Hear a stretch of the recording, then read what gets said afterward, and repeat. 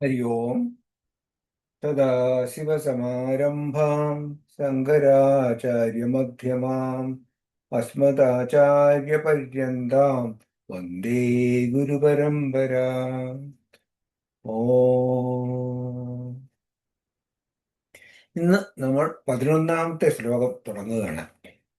11-ാമത്തെ ശ്ലോകത്തിലെ ആദ്യത്തെ 4 നാമങ്ങൾ, 95 മുതലുള്ള 4 നാമങ്ങളാണ് ഇന്ന് കാണുന്നത്. ശ്ലോകം ഇങ്ങനെയാണ്: അജഃ സർവേശ്വര സിദ്ധ സിദ്ധി സർവാതിരച്യുതഃ വൃഷാകപിരമേയാത്മാ സർവയോഗ വിനിസൃതഃ. 95-ാമത്തെ നാമം, ഈ ശ്ലോകത്തിലെ ആദ്യത്തെ നാമം അജഹ എന്നുള്ളതാണ്. അജൻ, അജൻ എന്ന് പറഞ്ഞാൽ ജനിക്കാത്തവൻ.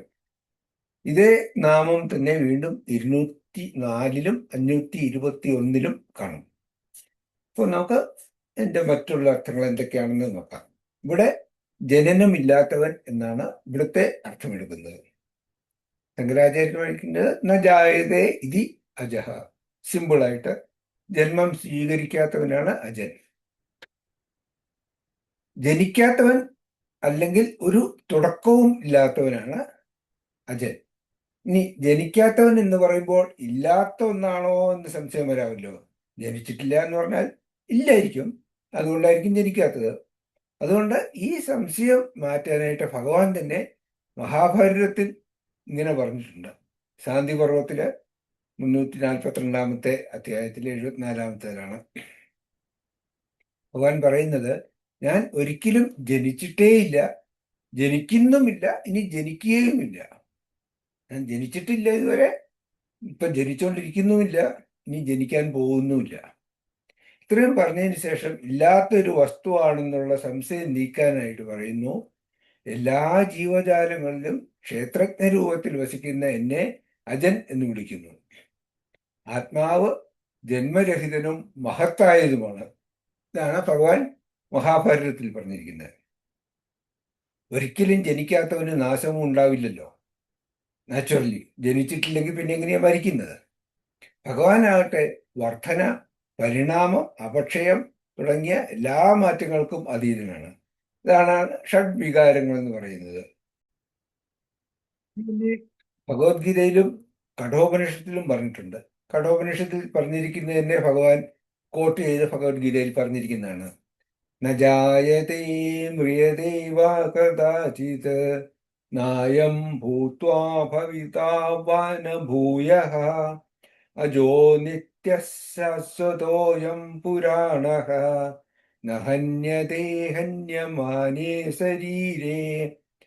ഭഗവത്ഗീത സാഖ്യയോഗത്തിലെ 20-ാമത്തെ ശ്ലോകമാണ്. പരമാത്മാവ് അല്ലെങ്കിൽ ആത്മാവ് ഒരിക്കലും ജനിക്കുകയോ മരിക്കുകയോ ചെയ്യുന്നില്ല. ഉണ്ടായിട്ട് പിന്നെ ഇല്ലാതാകുന്നുമില്ല. അജനും നിത്യനും പണ്ടേ ഉള്ളവനും നിത്യനൂതനനുമായ ആത്മാവ് ദേഹം നശിക്കുമ്പോഴും നശിക്കുന്നില്ല. ഈ പരമാത്മാവ് തന്നെയാണ് എല്ലാവരിലും വസിക്കുന്ന ആത്മാവും. ജീവാത്മാവും പരമാത്മാവും ഒന്ന് തന്നെയാണ്. ഈ ജന്മരഹിതത്വമാണ് ഭഗവാന്റെയും നമ്മുടെയൊക്കെയും യഥാർത്ഥ സ്വരൂപം. അതാണ് അജഹ എന്നുള്ളത്. അടുത്തത് നീ സർവേശ്വര. സർവേശ്വരൻ എന്ന് പറഞ്ഞാൽ എല്ലാവരുടെയും ഈശ്വരനാണ്. സർവേഷാം ഈശ്വരാണാം ഈശ്വര സർവേശ്വര. എല്ലാ ഈശ്വരന്മാരുടെയും ഈശ്വരൻ ആകയാൽ ഭഗവാനാണ് സർവേശ്വരൻ എന്നാണ് ശങ്കരാചാര്യർ പറഞ്ഞിരിക്കുന്നത്. എല്ലാവരുടെയും ഈശ്വരനായതുകൊണ്ട് ഭഗവാൻ സർവേശ്വരൻ എന്നറിയപ്പെടുന്നു. ബ്രഹ്മാവ്, മഹേശ്വരൻ തുടങ്ങിയവരുടെയും മറ്റെല്ലാ ദേവന്മാരുടെയും നാഥനാണ് ഭഗവാൻ.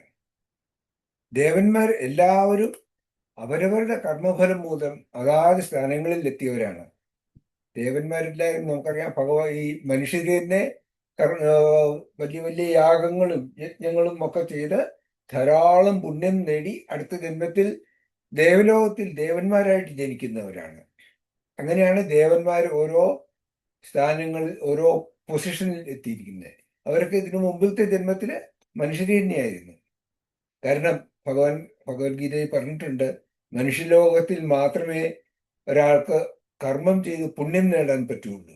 അപ്പോൾ പുണ്യം നേടി അടുത്ത ഉത്കൃഷ്ടമായ ഒരു ജന്മം നേടണമെങ്കിൽ മനുഷ്യജന്മത്തിൽ നിന്നേ പറ്റുകയുള്ളൂ.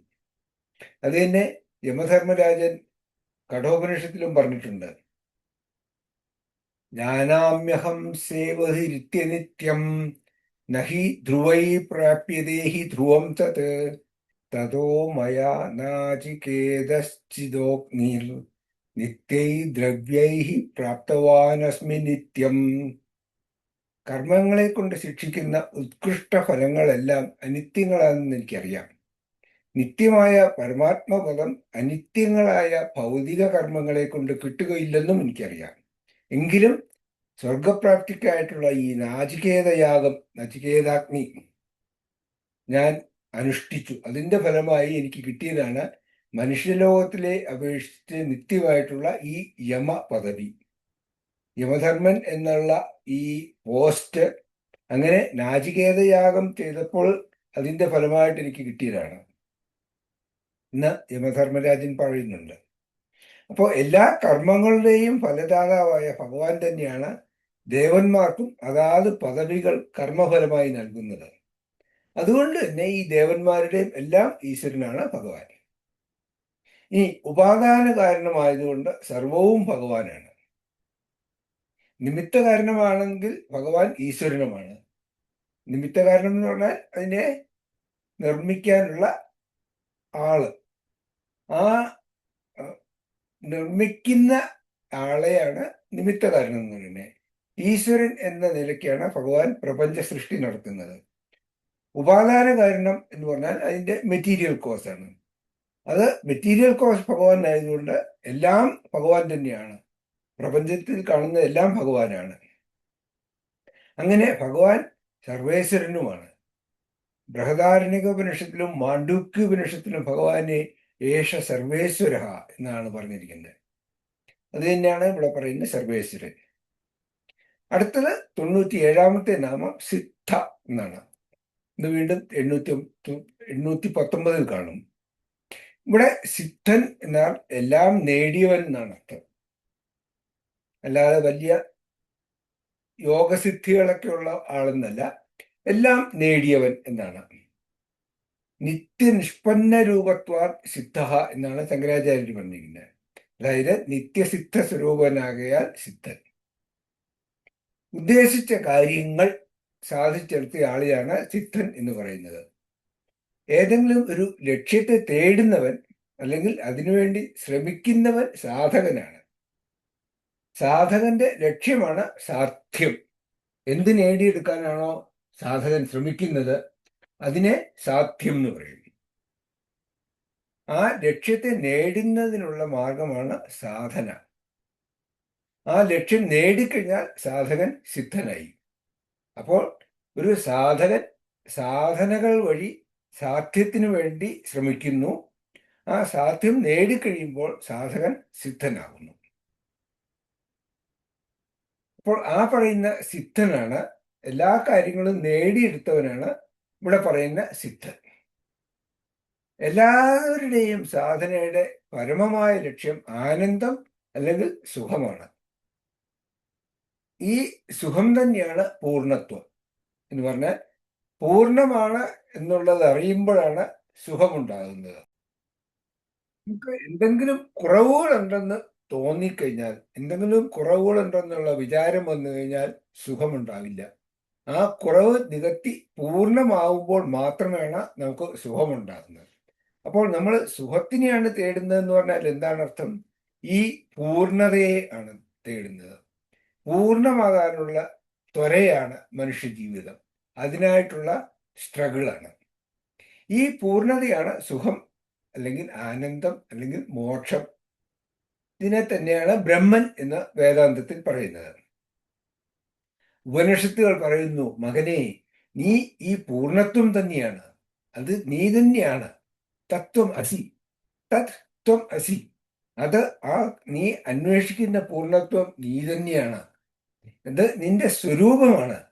നീ എന്നും പൂർണ്ണമായിരുന്നു, ബ്രഹ്മനായിരുന്നു, എന്നും പൂർണ്ണമായിരിക്കുകയും ചെയ്യും. അതിൽ ഒരു സംശയവുമില്ല. ബ്രഹ്മൻ അല്ലെങ്കിൽ ആനന്ദം എന്നത് നേടിയെടുക്കേണ്ട ഒരു വസ്തുവല്ല.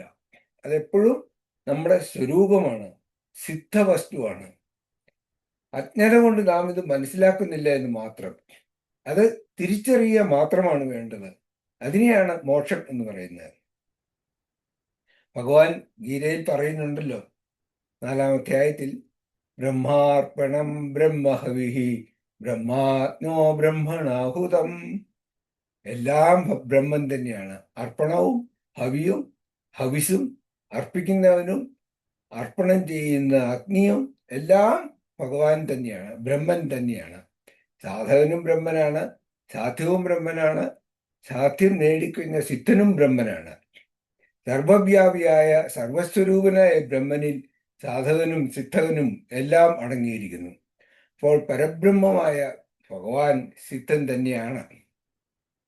ഒരു ജീവൻ തൻ്റെ സ്വരൂപമായ ബ്രഹ്മത്തെ സാക്ഷാത്കരിക്കുന്നത് വരെ ഒരു സാധകനാണ്. ഒരിക്കൽ അഹം ബ്രഹ്മാസ്മി, ഞാൻ തന്നെയാണ് ഈ ബ്രഹ്മൻ എന്ന് തിരിച്ചറിവ് ഉണ്ടായിക്കഴിഞ്ഞാൽ അവൻ സിദ്ധൻ ആയ ബ്രഹ്മനായി. അവൻ പിന്നെ സിദ്ധനാണ്, ബ്രഹ്മൻ തന്നെയാണ്. ബ്രഹ്മവിദ് ബ്രഹ്മൈവ ഭവതി എന്നാണ് പറയുന്നത്. ഭഗവാന് യാതൊരു അജ്ഞാനവും ഇല്ലാത്തതിനാൽ എപ്പോഴും സിദ്ധനാണ്. നിത്യസിദ്ധ ബുദ്ധമുക്ത സ്വരൂപനാണ് ഭഗവാൻ. പുതിയതായി യാതൊന്നും നേടാനില്ലാത്തവൻ. ഭഗവത്ഗീതയിൽ പറയുന്നുണ്ട്, നമേ പാർത്ഥാസ്തി കർത്തവ്യം ത്രിഷു ലോകേഷു കിഞ്ചന നാനവാപ്തമവാപ്തവ്യം വർത്ത ഏവ ച കർമ്മണി. അല്ലയോ പാർത്ഥ, അർജുന, എനിക്ക് ഈ 3 ലോകങ്ങളിലും നേടേണ്ടതായി യാതൊന്നുമില്ല. സാധിക്കേണ്ടതും സാധിക്കാത്തതുമായി ഒന്നുമില്ല. എന്നാലും ഞാൻ സദാ കർത്തവ്യനിരതനായിരിക്കുന്നു. ഇതാണ് സിദ്ധൻ എന്നുള്ള വാക്കിന്റെ അർത്ഥം. ഇതോടെ ഈ 4 നാമങ്ങൾ കണ്ടു കഴിഞ്ഞു. അജ, സർവേശ്വര, സിദ്ധ, സിദ്ധി. ബാക്കിയുള്ള നാമങ്ങൾ നമുക്ക് അടുത്ത ക്ലാസ്സിൽ കാണാം. ഓം പൂർണ്ണമദ പൂർണ്ണമിദം പൂർണ്ണാത് പൂർണ്ണമുദച്യതേ പൂർണ്ണസ്യ പൂർണ്ണമാദായ പൂർണ്ണമേവാവശിഷ്യതേ. ഓം ശാന്തി ശാന്തി ശാന്തി. ഹരി ഓം. ശ്രീ ഗുരുഭ്യോ നമഃ. ഹരി ഓം.